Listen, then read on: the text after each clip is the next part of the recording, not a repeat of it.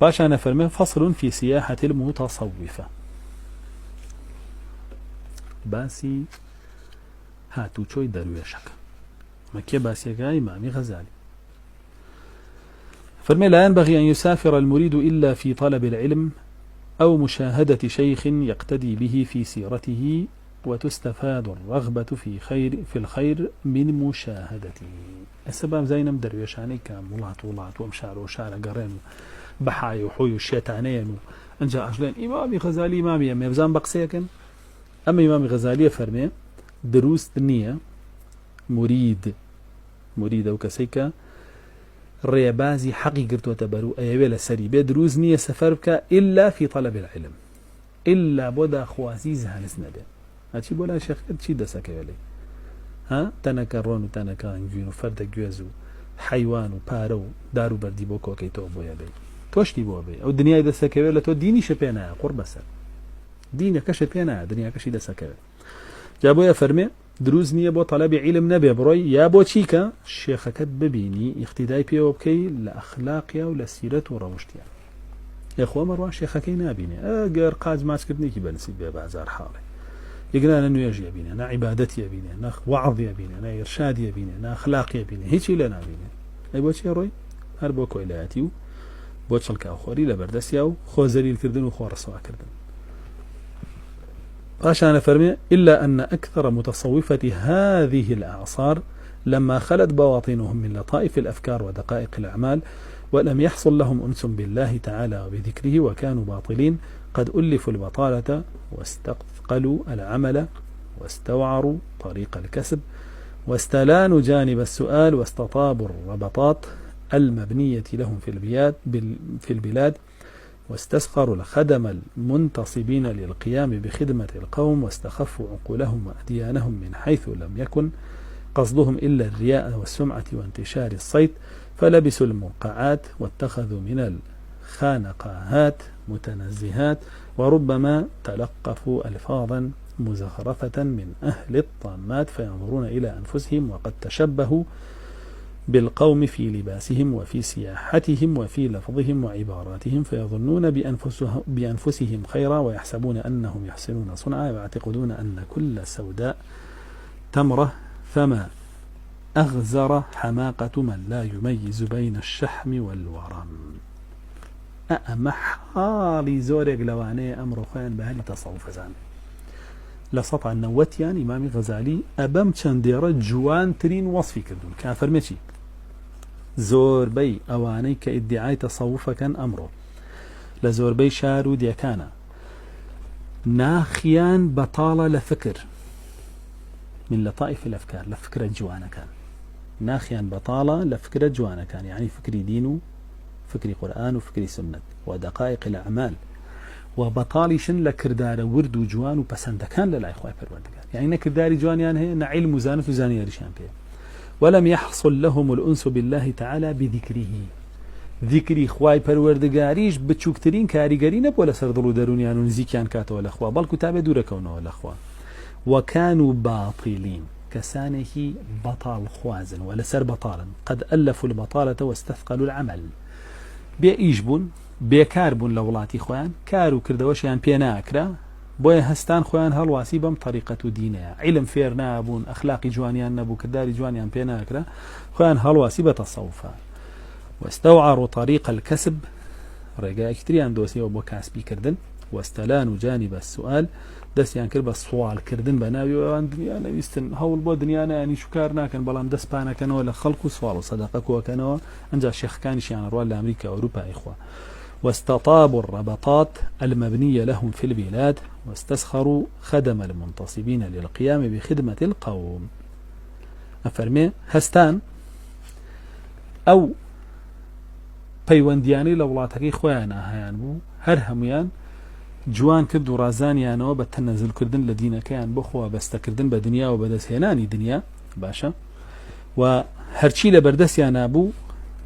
هی ملتەکەیان و گەلەکەی خۆیان هەمویان خستە خزمەتی خۆیانەوە بە ناوی شێخایەتیەوە واستخفوا عقولهم عقلشيان سوء كردن وكشون فرعون فاستخف قومه فأطاعوه يعني قومكي بعقل وجيل ونفام ونزان وترسنوك بغيرة وبقيمة وبهمت كر أنجا دواو كدنيا جودريش خوي بارزي خوي لي خورين أأم بنا والشيخان يمرج وأكل لمريد كان يعني وافر من إمام غزالي فاستخفوا عقولهم عقليان سوء كان دايا مارن لقرآن دايا مارن لحديث شونك تاوان جاهل تربن بقرآن وحديث كويلاتي وجاشاتي وشلكا وخوريتي خزمەتکاری زیاتریان بۆکەن بۆیە ئەمان وایان کرد بەخوا ئافرەتە بۆ هێنم لەبەری کچە شێخە لەبەرەوەی بە حساب خوشکی شێخە یەک گەڕک خزمەتیەکاڵی کەمیزەکێتی لە ماڵەکە لە ئافرەتان لەبەردەستی هەڵەسێ پیاوەکانیشیان و باوکیان و برایان یەک گەڕک خزمەتیانەکە ئەڵەی کۆیلەیان لەبەردەستیانە هەڵەسوورن پەنا بەخوای پەروەردگار کە پێغەمبەری خوا صلی الله علیه و سلم ژنەکانی بەدەستی خۆیان کاروباریان بۆ ماڵی خۆیان بەڕێوا برد کە ئەمە نەک هەر لەسەر لە بەناو ئەهلی تەسەووفە هەیە بەناو ئەهلی سەلەفیش بڕۆ چەند ژنیان هەیە بەسەرە ژن جەدۆلی داناوە بڕوا خزمەتی ماڵ و مناڵیان بکات چێشتیان بۆ لێنێ ماڵیان بۆ پاڵکاتەوە مناڵیان بۆ پاکاتەوە با پێغەمبەری خوا صلی الله علیه و سلم فەرمێ کان یکون فی حاجة ئەهلی پێغەمبەر صلی الله علیه و سلم بە پێغەمبەری خۆی یارمەتی ژنەکانی هەیە نەک بچو ژنانی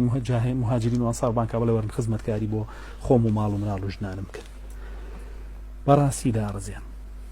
هەم ئێوە وەکو سەرگەورە هەم ئەوانەشی کە وەکو کۆیلایەتی ئەوانەتان بۆکەن ئەوکێ لە دینایە پێغەمبەرێک صلی الله علیه و سلم خۆی نعلی خۆی بدورێتەوە بەڵام تۆ یەک کەسێک خۆی لێ بکە بە سەلەفی صالح و بە پێشەوای ئومەت و یا کەسێک خۆی لێ بکە بە شێخی طریقەت و تەسەووف و خواویستی ئەنجا تۆ بکە بە خزمەتکاری خۆی و نەک نعلە پێ بدورێتەوە بەڵکو لە ژێر نعلەکەیە دادنێ تۆش ماچیکەی نعلەکەی بۆیە فەرمێ فاستخفوا عقولهم وأديانهم سكاتيان بدينكشان وبعقلشان كرد زليلشان كردن لهردواتو من حيث لم يكن قصدهم إلا الرياء والسمعة وانتشار الصيت لكاتك أم شيخانا هيجم بس يعني رازي كردني خواي بردقار بو خلق الأخوان كوكانو بو خزمتي خوان وبو الرياء وبو بلوباي وناو بعض بلا أو أنا ما لقلايا أو أنا ما لقلايا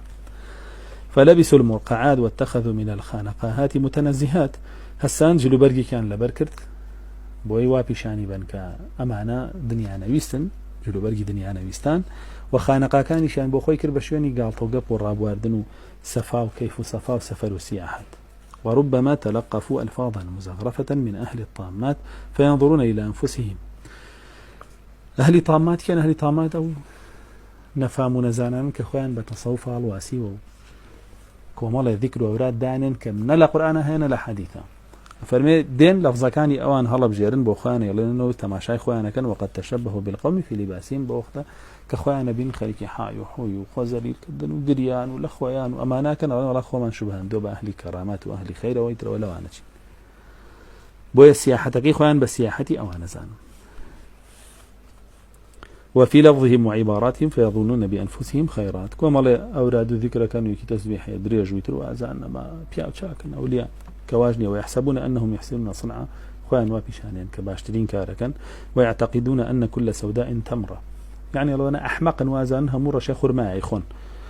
فما أغزر حماقة من لا يميز بين الشحم والمرم ورم فرمي شان أحمق أو كسي كانت وانية تشوريو ورمو كمجراعة لولي بجاب كاتو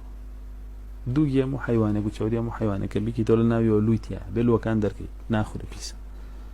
تشوريا كي بقى لقد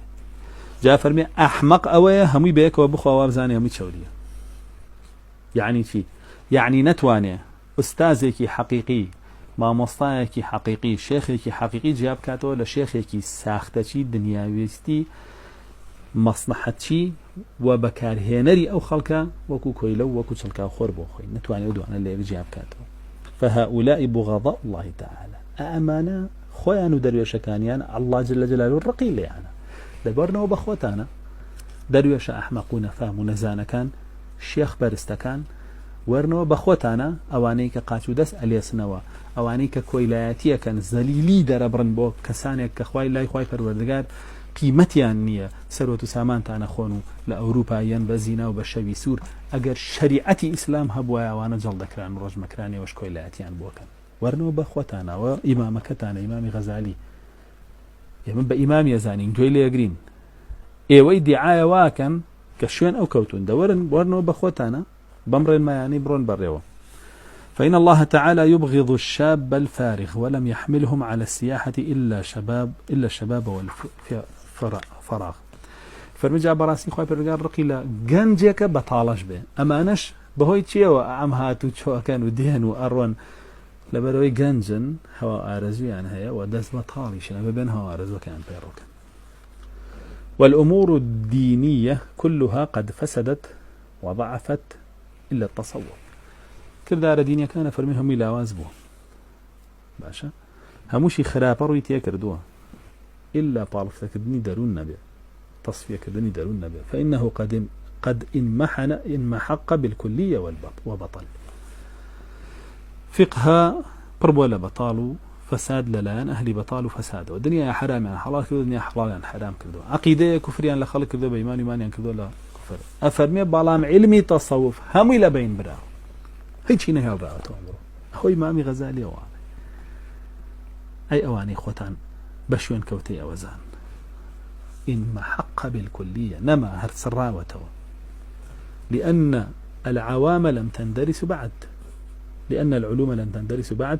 والعالم وإن كان عالم سوء فإنما فساده في سيرته لا في علمه فبقي عالما غير عامل بعلمه والعمل غير العلم. أفرمي بلام علم معه تصوفنا معه فرمي حقيقي أو لسردمي خويا وعلي هزار صار الله مبير على بلام علم معه عالم أجر خوي هرشنا